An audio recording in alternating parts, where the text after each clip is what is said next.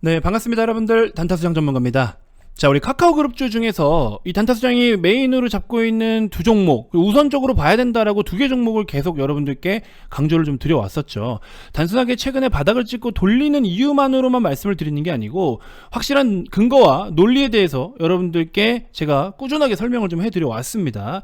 자, 그래서 오늘은 좀 가격적인 전략을 좀 중심으로 해가지고 브리핑을 좀 드려볼까 합니다. 자, 그래서 카카오도 물론 이제 어느 정도 다시 좀 빛을 볼 시기가 오고 있다라고 저는 생각이 들고, 카카오를 좀 메인으로 매집하고 있는 주체들이 따로 있고, 그 다음에 카카오뱅크를 메인으로 잡아가지고 매집을 하고 있는 주체가 좀 있습니다. 주체도 굉장히 각자 다 좀 확고하게 이렇게 매집을 연속적으로 진행을 좀 하고 있는데, 단순하게 메이저들의 수급만 보고 들어갈 것이 아니라 이 기업들의 현재의 스토리와 앞으로 또 어떤 그림들을 그려나갈 수 있을지에 대해서 우리가 고민을 해볼 필요가 있겠죠. 자, 그래서 여러분들 결국에 제 영상에 보시면 좀 이런 생각을 많이 하실 것 같아요. 좋다, 좋은 건 알겠다. 그러면 가격적인 전략을 좀 같이 좀 얘기를 해주면 안 되겠냐? 라는 댓글이 좀 있었어요. 그래서 그 내용에 대해서 한번 같이 중심적으로 해서 짚어드리는 시간 갖도록 하겠습니다. 자, 영상 본격적인 시작에 앞서서 여러분들 구독, 좋아요, 알림 설정부터 한 번씩 꼭 부탁드리겠습니다.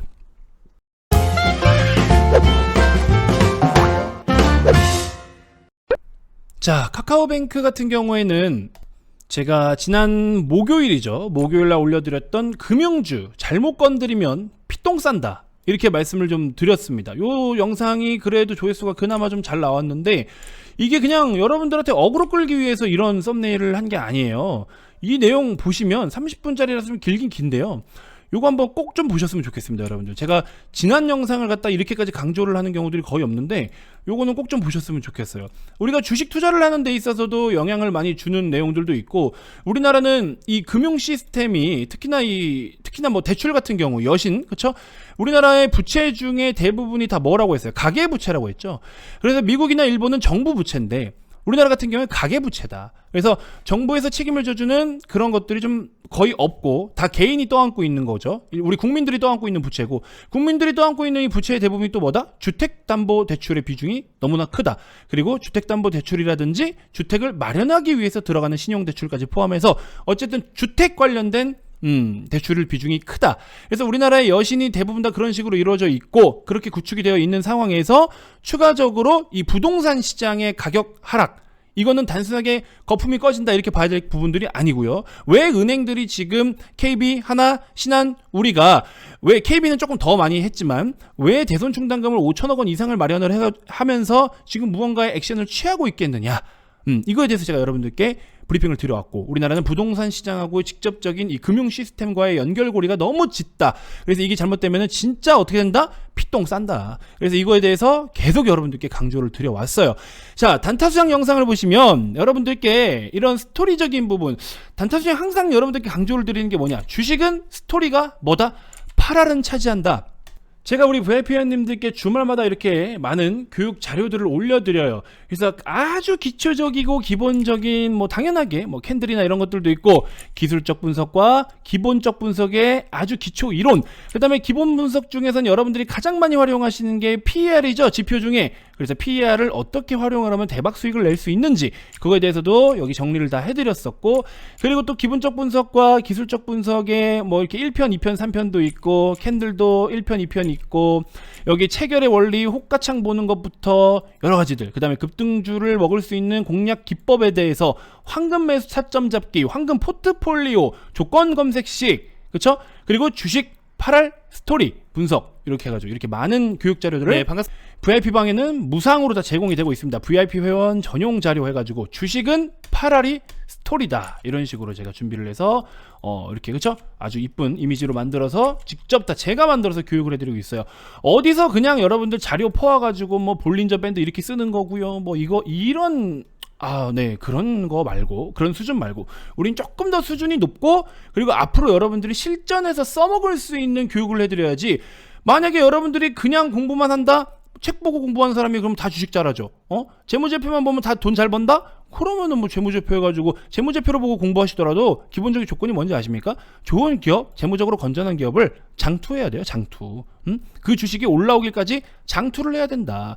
그 기본적 분석이라는 거는 우리가 당연히 기본적으로 해야 되는 분석인 거예요, 여러분들. 그냥 단순하게 기술적 분석의 반대 이게 아니라 기본적 분석. 말 그대로 베이스가 되고 베이직이 되는 겁니다. 기초예요, 기초. 우리가 무조건 주식을 투자할 때 당연히 해야 되는 겁니다. 근데 실적이 좋지 않은 기업이라든지 건전하지 못한 기업들은 당연히 투자를 하면 안 되겠죠. 굳이 해서 뭐예요? 뭐 단타로 수익 보고 뭐 돈은 좀 벌 수 있지. 근데 왜 리스크를 떠안고 그렇게 해요? 예전에 여러분들 코오롱 저기 티슈진 해가지고 코오롱 그룹사들 인보사 사태 처음에 일어났을 때 그 점심시간이었거든요. 제가 분명히 기억해요. 저희 직장 동료가, 제 전 직장 동료가 그 코오롱 그때 그 단타 친다고 한번 들어갔다가 그 잠깐 들고 있는 사이에 점심시간에 거래 정지됐어요. 인보사 사태 공시 떠가지고. 그쵸? 그런 상황이 생길 수도 있다니까요. 예외 없습니다. 예외 없어요. 하물며 오스템 임플란트 아니 실적도 이렇게 좋고 다 좋은데 지금 어떻게 돼 있어요? 그죠? 누가 어떻게 뭐가 어떻게 될지 몰라. 이런 건 또 재무적으로도 파악할 수 없는 부분이고 사실은. 그래서 주식을 분석할 때는, 주식을 투자할 때는 우리가 실전에서 진짜로 어떻게 해서 돈을 벌어 드릴 것이냐, 그 실전에다가 항상 초점을 좀 두셨으면 좋겠어요. 제가 이걸 늘 강조를 드립니다. 아시겠죠? 그래서 단타 수장이 여러분들께 교육을 해드리는 다양한 내용들은 항상 여러분들이 실전에서 실제로 돈을 벌 수 있는 방법들, 책 본다고 뭐 여러 가지 뭐 이렇게 지표 공부하고 이런 뭐 기술적인 거 공부하고 경물론 벌 수는 있지만 가장 중요한 거는 스토리고, 또 중요한 거는 여러분들이 그때그때 시장의 흐름을 다 느끼셔야 돼요. 경험이 필요합니다. 경험이 없이 뛰어들어서는 절대 돈을 벌 수 없다. 여러분들이 매수 버튼을 누르고 매도 버튼을 누를 때까지 매번 매 순간 운에만 맡기지 말라고 제가 늘 강조드리고 있죠. 그렇기 때문에 저는 우리 회원님들 한 분 한 분이 모두 다 잘 됐으면 하는 바람에 주말에도 제가 쉬지 않고 이런 자료들을 직접 만들어서 올려드리고 있습니다. 매주 올라갑니다. 아시겠죠? 그렇기 때문에 여러분들도 주식으로 새롭게 꿈을 좀 꾸고 계신다 하시는 분들은요, 더 이상 운에 맡기는 투자만 하지 마시고 VIP방에 오셔서 이런 다양한 교육 자료들과 또 여러분들께 전달드리는 다양한 포트폴리오며 기업 분석이며 이 모든 것들을 그냥 다 가져가십시오. 아시겠죠? 제가 매번 강조드리는 게 뭐예요? 최소의 비용으로 최대의 효율을 따져라. 최대의 비싼 가격으로 최소의 효율을 찾지 마시고요. 아시겠죠? 반대로 하지 마세요. 단타수장의 리딩 서비스는 지금 현재 이벤트 진행되는 가격으로 기준했을 때 2월달 마지막 이벤트인데요. 1+1 총 60일입니다. 60일에 44만원이에요, 여러분들. 요즘 제가 순댓국을 좋아해서 요즘에 순댓국을 자주 먹으러 가는데 순댓국 가격도 지금 9,000원, 뭐 내장탕 뭐 이런 거 막 12,000원 막 이래요. 60일에 44만원이면 여러분들 이거 하루 7,300원 꼴입니다, 여러분들. 제가 하루에 먹는 커피값만 해도 7,000원이 넘어요. 그러니까 이렇게 여러분들 저렴한 가격으로 투자를 한 번씩은 해보셔야 됩니다. 매일매일 담배 피시는 분들, 매일매일 저 커피 한잔 하시는 분들, 아니 그 돈이 이 정도라고 보시면 돼요, 그냥. 아시겠죠? 그렇기 때문에 절대 이거는 여러분들 부담스러운 금액이 아니라고 저는 생각이 듭니다. 그래서 자신있게 이렇게 말씀을 드리는 거고, 이벤트 때는 이건 무조건 절대적으로 참여를 하셔야 되는 거예요. 아시겠죠? 그래야 여러분들의 주식 인생이 달라지겠죠. 조금이라도 변화를 주셔야 되겠죠. 아시겠죠? 이 모든 뒤에 말씀드린 이런 모든 것들을 다 그냥 드립니다. 다 무상으로 드려요. 단타수장 리딩 서비스에는 최초에 이렇게 정해진 기관, 정해진 금액 외에는 제가 드리는 모든 것들에 대한 정보의 추가 비용은 없다. 아시겠죠? 최근에 보시는 것처럼 요즘에는 좀 단타를 좀 많이 했죠. 시장이 좀 이렇다 보니까 변동성이 크고 아무리 뭐 실적 좋고 밸류가 싸다 해도 잘 못 가니까 단타 위주로 좀 진행을 많이 했고요. 뭐 어떤 분은 주민턴에 100만원대, 주민턴에 160만원, 뭐 위지익도 30만원, 주민턴에 40만원대, 하이로닉도 7% 가까이, 8% 가까이, 그죠? 단기 매매를 선호하시는 분들은 제가 저녁마다 뭐 매일은 아니지만 이제 영상으로 좀 이렇게 브리핑을 해드리고 내일장 뭐 트레이딩 준비하실 만한 거 뭐가 있는지 어떤 식으로 해야 된다라고 영상으로 또 밤 뭐 늦은 시간이긴 하지만 그래서 영상으로 이렇게 또 다 교육을 또 해드리고 미리미리 알려드리고 지시를 해드리기도 해요. 요런 것들 단타 좋아하시는 분들은 요거 보고서 하면 되고, 또 중장기 관점은 점심시간에 눌림목 활용해서 접근할 거나 기업들 브리핑 좀 들어보시면 되고, 이런 식으로 하시면 됩니다. 그래서 우리 회원님들 같은 경우에 또 단타 제가 언급드렸던 종목들 보시면 금요일날 기준으로 했을 때 흥고석유 9%대 수익 실현하신 분도 계시고, 단타예요. 당일 단타입니다. 보시는 것처럼 로보로보 23%대, 그죠? 뉴플렉스는 우리가 또 핵심적으로 매집하고 있는 종목 중에 하나고, 로보로보 7% 50만원 가까이. 핵심 종목들 굉장히 잘 들고 계시죠? 뉴플렉스 17%, 카카오뱅크도 14% 가까이. 여기도 뉴프렉스 10% 가까이 270만원. 자, 일동제약 120만원에 21% 정도가 되시네요. 그죠? 여기도 보시는 것처럼 일동제약 83만원에 20% 가까이. 폐배터리 관련주로는 MPC 한 종목만 보라고 딱 집어드렸는데 120만원. 그죠? 이런 식으로. 코리아 서키트 잔량 익절하셔서 127%에서 익절을 하셨네요. 마찬가지로 뉴프렉스 19%대. 보시는 것처럼 뭐 몇 종목 매매를 안 하시긴 했지만 수익금들도 꽤나 괜찮죠. 보시는 것처럼 600만원이라는 금액. 2월 18일부터 25일까지 해가지고 520만원 익절하셨다라는 이렇게 인증도 보내주시고 계십니다. 아시다시피 최근에 고 18일에서 25일이면 시장 상당히 안 좋았던 시기인 거 알고 계시죠? 자, 이처럼 트레이딩이면 트레이딩, 이것도 다 교육을 해드리기 때문에 회원님들이 이렇게 직접적으로 수익을 걷어가시는 거거든요. 이런 것들, 모든 것들, 여러분들께 다 득이 될 만한 것들을 제가 늘 강조를 드리는 거니까 편하게 오셔서, 그리고 또 최소의 비용으로 최고의 효율, 뽕을 다 뽑아가시기 바라겠습니다. 010-229-1-2353 성함만 문자로 발송해 주시면 되고요. 2월 마지막 이벤트이고 시장은 슬슬 또 고개를 들기 시작을 하고 있습니다. 이 기회를 절대 낭비해서는 안 되기 때문에 반드시 여러분들이 이번 주말에 연락을 주셔야 됩니다. 아시겠죠? 자, 가입 문의 많이 주시기 바랍니다. 자, 카카오 기준으로 먼저 말씀드리면 이거 자꾸 여러분들한테 제가 상기시켜드리고 있어요. 이 지금 보시는 것처럼 17만원대까지 올랐던 대략적으로 13에서 17만원대라는 가격은 여러분들 아시다시피 유동성 파티였죠. 그래서 이때 당시에는 유동성 파티였다. 그래서 개인들의 힘으로 끌어올렸고, 이때 우리가 하반기로 접어들기 시작하는 시점, 6월에서 7월로 넘어가는 시점에서는 우리나라 시가총액 상위 대형주들이 코스피 지수 대비해서도 못 올랐던 종목들이 많았어요. 그래서 그때 당시에 이제 어느 정도 지수와 대비해서 키 맞추기가 한 차례 이루어졌던 시점, 카카오가 17만 3천원을 찍기 직전에 삼성전자가 96,800원을 도달했던 시점입니다. 그러면서 이때 당시에 유동성 파티를 한바탕 해먹고 나서 이제 플랫폼 독점 규제 관련 이슈로 주가가 폭락을 보이기 시작하더니 계속 이제 또 연이어서 하락을 보이기도 했죠. 물론 시장도 좀 안 좋았고, 그러니까 안 좋았던 내부적인 외부적인 게 모든 게 다 두드러 맞은 상황이었던 거죠. 자, 그래서 이제 플랫폼 독점 규제에 관련한 거는 사실 정치적인 개입이 좀 있었기 때문에 이제 정권이 교체되냐 마냐, 어쨌든 간에 대통령은 이제 임기가 끝나고 새로운 대통령이 자리를 하게 되죠.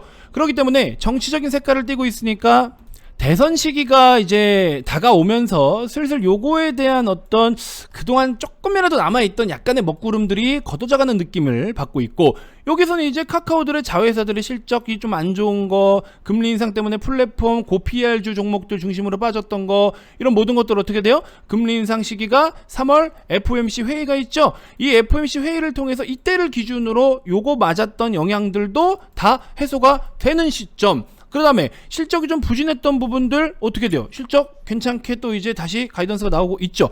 그리고 추가적으로 여러 가지 뭐 크지는 않지만 이제 그동안의 주주들에게 약간의 배신감을 줬던 이런 다양한 내용들을 좀 커버하고자 주주환원 정책들이 줄줄이 또 나오고도 있고요. 기업 입장에서는 좀 신경을 쓰고 있죠. 그리고 카카오는 제가 예전에도 말씀드렸다시피 지배주주 순이익의 비중이 크다. 카카오의 최종적인 순이익에서는 이 지배주주 순이익의 비중이 압도적으로 크고 심지어 커졌다. 그래서 이 지배주주 순이익이라는 거는 결국에 뭐예요? 지분을 보유하고 있는 기업들의 지분 가치죠. 거기서부터 얻는 이익을 말하는 거죠. 그러면 카카오뱅크, 게임즈, 페이, 상장된 카카오 그룹사들로부터 지분을 보유하고 있는 만큼의 이 자회사들이 벌어들인, 그리고 내가 지분을 보유하고 있는 것만큼 이렇게 이제 지배주주 순이익이 잡히는 거고, 그에 대한 가치가 평가를 받게 되는데, 그래서 카카오가 오르는 시기는 어떻게? 무조건 지배력을 행사하고 있다 해서 자회사가 먼저 가고 모회사가 가는 건 아니에요. 근데 카카오 같은 경우에는 이쪽 항목의 재무상 이쪽 항목의 비중이 좀 크다. 이쪽에 좀 많이 치중이 되어 있다. 그러니까는 요걸 조금 더 중점적으로 봐야 된다라는 거기 때문에 카카오뱅크나 게임즈가 바닥에서부터 고개를 들기 시작하면서 이 친구들이 먼저 올라오면 그 지분 가치가 카카오로 또 다시 반영이 되면서 가이던스가 조금 더 높게 잡힐 가능성이 높겠죠. 그러면 지금 이런 모든 것들, 그동안 두드러 맞았던 모든 내용들이 이제 하나씩 걷어져 가고 있습니다. 그렇기 때문에 여러분들이 뭐 앞으로 또 오늘 녹화 이후에 어떤 악재가 또 나올지는 모르겠지만, 그래서 금리 인상 시점을 중심으로 해서 그때 다 이벤트들이 몰려 있잖아요. 그때를 중심으로 해서 비중을 좀 더 추가하고자 하시는 분들이나 뭐 우리가 소위 말하는 물타기 이런 거를 해보실 분들은 이제 시장의 흐름과 요런 좀 체크를 좀 해보시면서 지금부터 한 3월 중순까지 한 2주 길면 3주 요 사이에 여러분들이 그 전략적인 부분들을 잘 고민을 해보시면 도움이 되실 것 같습니다. 자, 그리고 카카오뱅크 기준으로 했을 때 제가 뭐 금융 이 시스템에 대해서 여러 가지를 말씀을 좀 드렸잖아요. 간단하게만 다시 한번 짚어드리면 결국에 우리나라는, 자 이거 메모를 좀 해봐야겠네요. 결국 우리나라는 이 전체적인 부채가 부동산의 영향을 많이 받을 수밖에 있다 없다? 당연히 있죠. 그래서 우리나라의 한국 부채, 그렇죠? 한국 부채는 대부분 가계 대출이다. 가계 부채다. 그렇죠? 이게 첫 번째 포인트예요. 한국 부채는 대부분 가계 부채다. 미국이나 뭐 대표적으로 일본은 뭐다? 정부 부채다. 그러면 정부 부채와 가계 부채의 차이가 뭐다? 누가 이 부채를 책임지고 갚을 거냐 이거예요. 결국에 한국은 누가 갚아요? 국민들이 갚아야 돼요. 다 개개인별로 각자 당신들이 진 빚들은 당신들이 갚아라 이겁니다. 미국이나 일본은 정부에서 지고 정부에서 커버를 쳐주고 있어요. 이번에 코로나 정책 때 어떻게 했어요? 코로나 이번에 여러 가지 뭐 지원책들이 있었잖아요. 지원 정책들이 있었는데 미국은 어떻게 해요? 물론 미국이니까 그럴 수도 있지만 당연히 기축통화긴 하니까 달러를 찍어서 어떻게 했어요? 밑에다 직접 뿌려줍니다. 그렇죠? 국민들에게 또 못 사는 사람들 서민들에게 다 뿌려줬어요. 장사하시는 분 그거 얼마 피해 보셨어요? 그럼 피해만큼 물어줄게. 달러 찍어서 갖다 해줘요. 중앙은행에서 그거를 다 뭐 채권을 매입을 하든 뭘 하든 해가지고 국채를 발행하든 해서 알아서 거기서 해주고 돈만 갖다 줬어요. 그죠? 근데 우리나라는 뭐예요? 뭐 방역 코로나 무슨 지원금 어쩌고 해서 받은 거 뭐 저기 지역 화폐로 한번 몇 번 이렇게 뭐 조금씩 주고 뭐 한 10만 원대 뭐 조금 줬나 어쨌나 모르겠고, 자영업자분들한테도 뭐 200만 원이니 300만 원이 몇 번씩 주긴 줬는데 그게 뭐 매달 나온 것도 아니고 솔직히 말하면. 그리고 바짝 최근에는 뭐 500만 원인가요? 줘놓고 선지급 후정산한다고 그러죠. 그러면서 또 다시 그만큼 지원을 받을 대상이 안 되면 그 도로 다시 갚으랍니다. 이게 뭐예요? 이게 지원이고 이게 정말 살리는 일입니까? 우리 국민들이, 우리 자영업자분들이 지금 정말 정부의 이런 정책과 물론 코로나라는 거 불가피하긴 했지만 이렇게 정말 힘든 상황에서 어쨌든 정부 정책 하에 영업을 못하고 데미지를 받았잖아요. 근데 그걸 가지고 지금 누구한테 짊어지라는 거예요? 대출해줄게. 돈은 빌려줄게. 어떻게? 기간 길게? 싸게. 이자 싸게. 돈은 갚아라 이거야. 그리고 피해본 거 이 돈 갖다 써서 어떻게 좀 잘 살려봐 이거예요. 이거랑 미국처럼 거기 지금 데미지 입은 거 알았어 줄게 이걸로 퉁쳐, 이거랑 뭐가 다릅니까? 차이가 굉장히 크죠. 이 차이다. 이게 엄청난 큰 차이다.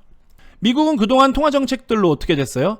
부작용이 있다면은 물론 과도한 인플레이션, 그렇죠? 과도한 인플레이션이 부작용으로 따라왔는데 우리나라 같은 경우에는 이 부동산 자산 시장이 너무 지나치게 상승을 보였는데 이게 또 너무 또 부동산 역시 부동산이다. 부동산이 막 몇 배씩 가고 부동산은 대부분 다 대출을 껴서 레버리지로 활용을 했고 아파트리니 뭐니 이거만 분양하면은 최초의 10%만 계약금만 주고 나머지 90%가 뭐 중도금 70% 무이자에 어쩌고 뭐 난리 났었죠 이번에 막. 그죠? 근데 미분양권 급증해야 안 해요? 12월 달에서 1월 달만 하더라도 넘어올 때 미분양권 폭증을 했고요. 부동산 실제로 거래 수 자체가, 부동산에서 매물 거래 수 자체가 완전히 급감을 보이고 있다. 이거는 시세가 하락을 보이고 시세가 빠지는 정도의 문제가 아니다. 여러분도 주식을 하나 매입을 했는데 이게 막 하한가 가요. 하한가라도 팔아야 되는데 못 팔아. 사들일 사람이 없어. 작살나는 거죠. 거래가 없다라는 거는 시장이 시장 기능을 잃고 있는 거예요. 그거는 이미 그 시장이 문 닫는다라는 소리입니다. 굉장히 최악의 최악으로 가는 상황이죠. 자, 그러면 우리가 왜 이런 얘기를 하느냐. 이제 그러면 카카오뱅크 기준으로 해가지고 딱 우리가 이제 여기서 투자 포인트를 찾아야 되는 거예요. 기존에 여러분들, 기존의 4대 우리 시중은행들, 기존의 시중은행들은 이미 대출이 많이 풀려 있죠. 그죠? 이미 대출이 이렇게 풀려 있어. 근데 이 대출이 이만큼 풀렸는데 대부분 뭐다? 부동산으로 인해서, 그쵸? 부동산 쪽에 투자된 자금들이고, 그리고 지금 이렇게 부동산 가격이 하락을 보이는데 팔지도 못해. 그래서 가격은 더 빠져. 그리고 지금 대출을 막아서 새롭게 들어오고자 하는 수요도 없어. 그러니까 거래 기능을 상실하고 부동산 가격은 계속 빠져요. 그러면 이자를 내다가 빠듯해. 이제 못 내. 그럼 어떻게 돼요? 처분이 되겠죠. 강제로. 어떻게 돼? 경매로 넘어가요. 그러면 공급이 쏟아져 나옵니다. 그러면 이렇게 됐을 땐 추후에도 무슨 일이 발생을 하느냐? 있는 사람들이 또 갖다 이걸 또 주어요. 그러니까 우리나라 어떻게 돼? 양극화가 더 심해진다. 그죠? 이게 우리나라의 가장 고질적인 문제죠. 돈을 갖다 쓰더라도 이번에 방역 정책 때 아까 말씀드린 것처럼 미국은 그냥 갖다 퍼줬죠. 근데 우리나라는 어떻게 됐어요? 가계부채로 잡히는데 대출 받아서 써. 대신에 어떻게? 기간 늘려줄게. 오랫동안 두고 갚아. 대신에 이자도 싸게 해줄게. 우리는 이제 다 해줬어. 너네들 힘든 거 다 해줬어. 이렇게 이야기를 하죠. 돈을 준 게 아니라 빌려준 거예요. 결국에 이 돈을 갚아야 됩니다. 방금 말씀드린 것처럼 양극화가 심해진다라고 했죠. 그러면은 결국에 이때도 대출이 그냥 나옵니까? 매출이 많이 나오는 자영업자들 기준으로 했을 때는 매출 기준으로 해서 했을 거고, 또 진짜로 코로나 때문에 장사를 못해서 매출이 급감하고 피해를 받은 분들도 있는데, 이 모든 것들이 그냥 대출 정도의 기준이다 보니까 소득이 많거나 신용이 좋거나 이런 분들 중심으로는 오히려 대출이 더 많이 나왔어요. 왜? 지금은 돈을 빌려주는 거라고 했잖아요. 그쵸? 빌려주는 것 자체가 이미 뭐다? 여신이다. 줄려의 믿을 신이잖아요. 그쵸? 신용이 있어야 된다. 신용이 없는 자영업자분들이라든지, 혹은 신용이 좋지 않아서 추가적으로 돈을 마련하고 싶은데 마련하지 못한 분들이라든지, 이런 분들한테는 전혀 도움이 안 된 정책들이다. 그죠? 돈을 준 게 아니라 빌려줬기 때문에. 그래서 이런 정책에서부터도, 이미 코로나가 터지면서 우리나라가 시행했던 이 정책부터도, 이미 여기서부터도 양극화는 이미 스타트를 끊었다. 그죠? 그러면서 어떻게 이러한 여러 가지 방향들이 지금 흘러가면서 더 양극화는 더 심해지고 있어요. 잘 사는 사람들은 더 극도로 잘 사고, 못 사는 사람들은 더 못 살게 되는 이런 지금 흐름으로 가고 있다. 이웃나라 어디 지금 따라가고 있죠? 똑같죠? 출산율 전 세계 꼴찌입니다. 인구 이제 1도 안 되고요. 대한민국 인구 감소하는 추세로 접어들었습니다. 나라 꼬라지가 어떻게 될지 모르겠지만, 이거는 우리는 주식 투자하는 사람들이지 정치를 하는 사람은 아니니까 정치인들이 알아서 해주겠죠, 그거는. 자, 아무튼 다시 돌아와서 보면은, 그래서 어쨌든 간에 우리 이제 지금부터 이렇게 부동산 가격 쪼르르륵 해서 거래가 없고 물량 쏟아져 나오고 경매가 어쩌고 저쩌고 해서 공급이 많아져요. 그쵸? 그러면은 경매로 나오는 물량들이 많아지면은 일단 공급량이 많아지죠. 지금 우리 계속 공급이 부족했다 했잖아요, 부동산이. 근데 이렇게 해서 경매로 나오면 공급이 어느 정도 풀리게 됩니다. 그러면 가격은 자연스럽게 이미 빠져 있을 것이고, 근데 이제 우리가 지금 공급 부족이다 이래가지고 아파트를 분양을 겁나게 하고 있죠. 엄청나게 지금 막 세워 올리고 있습니다. 특히 수도권 중심으로. 근데 그쪽에서 미분양이 많이 납니다. 그렇죠? 왜? 현재는 대출이 안 나오거든. 현재는 대출이 안 나오기 때문에 미분양이 많이 나오고 있는데, 근데 잘 생각해 보세요. 미분양이 많이 나오더라도 부동산 시장의 전체적인 가격이 하락을 보이면은, 여러분들 경매에 나온 새 건물이나 경매에 나온 싸고 좋은 건물들이 있다면 이쪽으로 좀 더 몰리지 않을까요? 물론 분양 쪽으로도 우선적으로 많이 관심을 갖긴 하겠지만, 그렇죠? 그래서 여기서 보시면 중요한 건 뭐다? 어쨌든 간에 선택지가 넓어진다라는 거는 그만큼 공급량이 더 많아졌다라는 거예요. 지금 짓고 있는 그런 올리고 있는 아파트들, 2024년이며 5년이며 완공 입주 예정인 이런 모든 것들, 이런 공급이 이미 풀린 상황에서 또 추가적으로 새로운 신규 공급이 풀린다? 가격의 문제가 아닙니다. 이때 되면 가격의 문제가 아니라 공급이 너무나 많아지는 상황이 생겨요. 그러면 자, 좋다 이겁니다. 지금 현재 대출이 많이 풀려있는 상황에서 공급이 많아지면서 와르르 무너질 가능성이 높은 이런 기존 시중은행하고, 반대로 이제 주담대 출시했죠? 곧 출시하죠? 카카오뱅크. 이제 막 여신 상품, 여신 비중을 늘려가는 기업. 그러면 기존의 시중은행들이 끼고 있는 주택 관련된 여신은 뭐예요? 이미 빚을 져서 투자를 했는데 이 자산 가격들이 앞으로 이제 역으로다가 빠질 가능성 때문에 위험성이 더 높은 주택 관련된 여신을 취급하고 있어요, 기존 시중은행들은. 그래서 4개의 시중은행사들은 어떻게 했다? 대손충당금을 5천억 원씩 마련을 해라라고 정부에서 지시를 내렸습니다. 금융당국에서 KB, 하나, 신한, 우리에다가 지시를 내렸다. 충당금을 5천억 원씩을 확보해라. 직접 이렇게 지시가 내려왔습니다. 그래서 저는 이 충당금을 왜 5천억 원씩이나, 여기서 이제 신호가 온 거죠. 그래서 금융주들은 사면 안 된다. 잘못 사면 피똥 싼다. 라고 말씀을 드렸던 이유가 바로 여기 있던 겁니다. 자, 그러면 이제 이런 매물들이 나오면, 그리고 공급이 많아지니까 어떻게 해요? 저거 빨리 또 어떻게 해야 되잖아. 정부에서 주택 공급 늘리겠다고 정책적인 부분 막 이렇게 떠들어가지고 진짜 실제로 공급은 늘었어. 근데 너무 안 팔려. 미분양이 많아. 빈집이 많아. 이것도 문제죠. 그럼 어떻게 돼? 다시 대출을 풉니다. 그러면 대출을 풀면은 얘네들은 이미 위험한 대출을 갖고 있지만 얘네들은 이제 이런 대출을 팔기 시작하죠. 그죠? 그럼 어떻게 돼? 얘가 진짜 수혜주가 되는 거죠. 카카오뱅크가 앞으로 여신 상품을 새롭게 늘려나가고 새롭게 판매를 해나갈 거니까. 그죠? 지금은 여신의 비중이 시중은행 대비해서 카뱅이 현저히 적잖아요. 극도로. 근데 이제 이걸 쌓아 나갈 거야. 근데 이걸 쌓아 나가도 물론 얘네만큼 못 가요. 그렇긴 하지만 이게 지금 나름 건전하게 올라간다는 거죠. 기존의 시중은행 대비해서. 이게 좀 느낌이 오시나요? 제가 지금 생각하고 있는 제가 그림 그리는 거 대비해서 100% 설명이 다 안 된 것 같아요. 90%밖에 설명이 안 된 것 같은데 이 포인트 잘 기억하셔야 됩니다. 나중에 추후에 한번 보세요.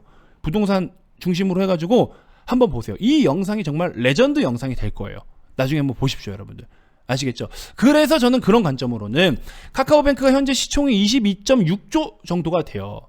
22조 6천억 원 정도 수준이 되는데 이 22조 6천억 원을 자꾸 비싸다라고 이야기하는데 물론 플랫폼의 성향이 있기 때문에 중간에서 그 연결 수수료라든지 이런 단순하게 은행의 고유 영업 활동 외적으로도 돈을 벌어들이고는 있는데 이제는 그 은행 자체의 고유 영업 활동으로서의 매출과 이익이 더 폭증을 할 것 같다.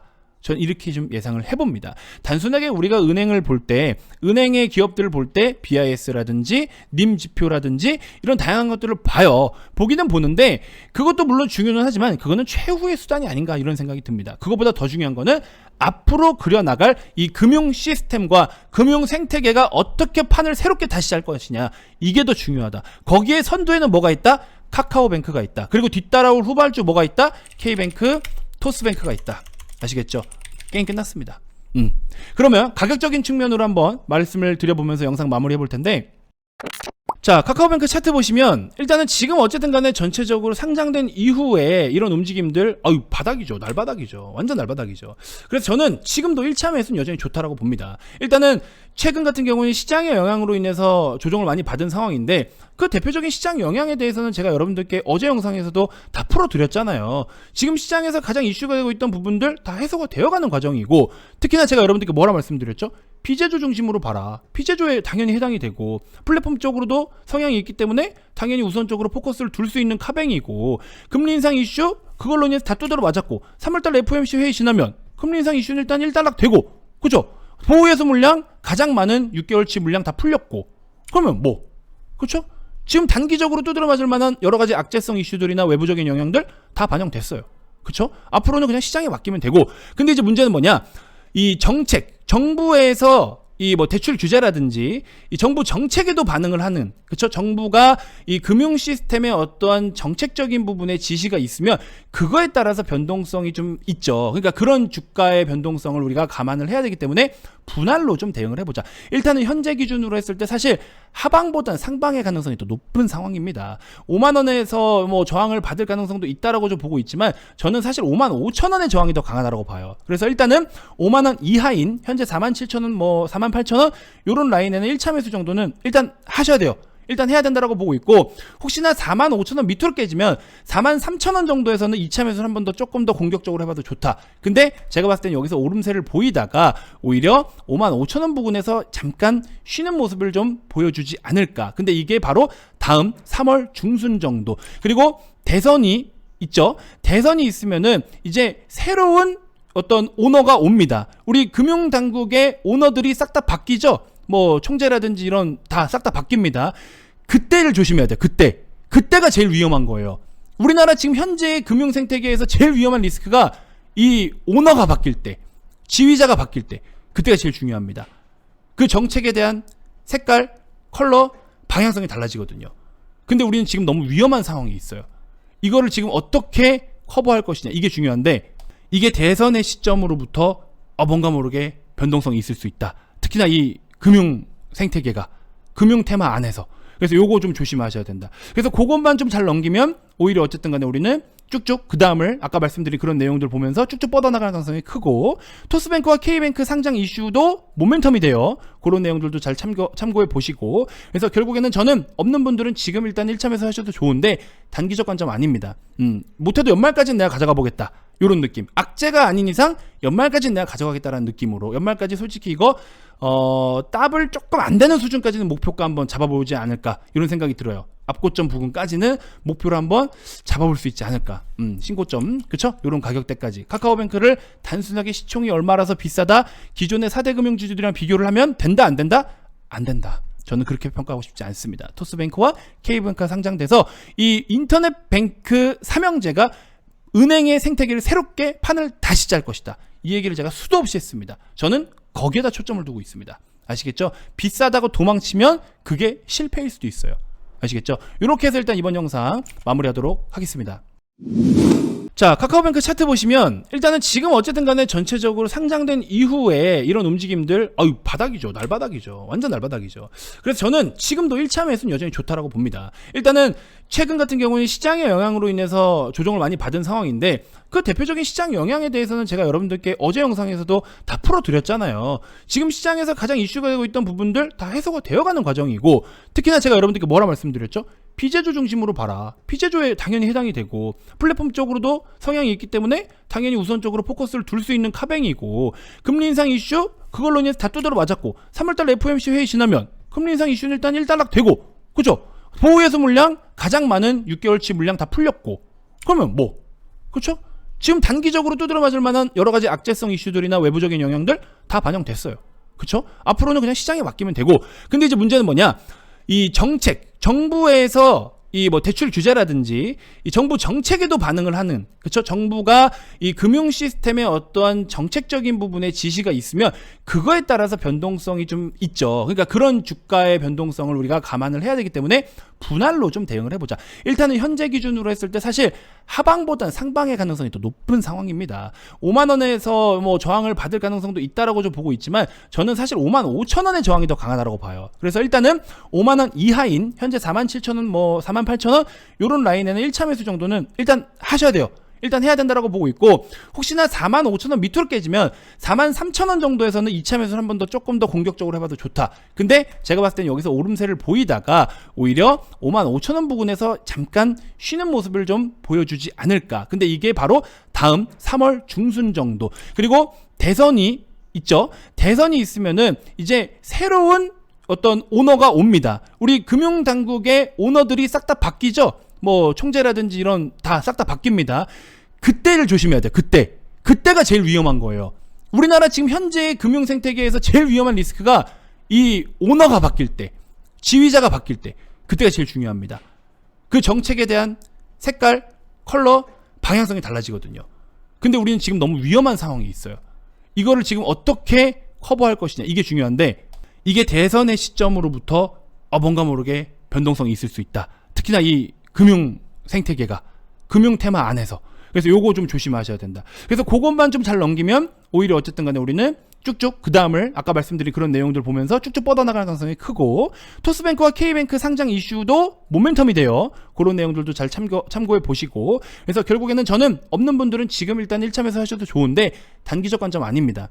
못해도 연말까지는 내가 가져가 보겠다. 요런 느낌. 악재가 아닌 이상 연말까지는 내가 가져가겠다라는 느낌으로, 연말까지 솔직히 이거 더블 조금 안 되는 수준까지는 목표가 한번 잡아보지 않을까, 이런 생각이 들어요. 앞고점 부근까지는 목표로 한번 잡아볼 수 있지 않을까. 신고점, 그쵸? 요런 가격대까지. 카카오뱅크를 단순하게 시총이 얼마라서 비싸다, 기존의 4대 금융주들이랑 비교를 하면 된다, 안 된다?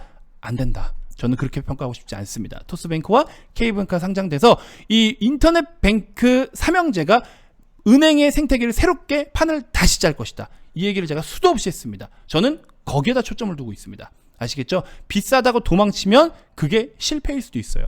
아시겠죠? 이렇게 해서 일단 이번 영상 마무리하도록 하겠습니다.